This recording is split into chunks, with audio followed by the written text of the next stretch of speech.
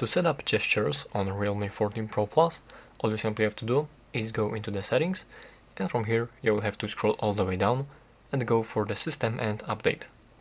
From there you have to go into the system navigation, as you can see, and here we can set up the system navigation, and here are our gestures. So simply select this one, and here we have a couple of options. So let me just quickly show you all these options. The first option is to hide gesture guide bar, and this basically, as we turn on this option, this bar right here basically disappears completely. So that's pretty nice right here, as you can see.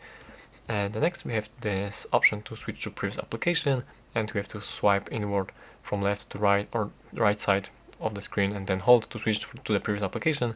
We also have this mistouch prevention, which basically needs two swipes for the gestures to need to work while using full screen applications, like for example watching video or playing games.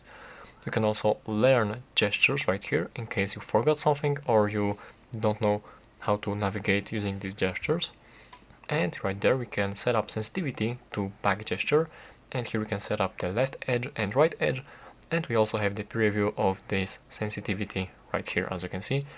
And here we also have two more options, and circle to search is basically incompatible with this option hide gesture guide bar. As you can see, we cannot use both at once.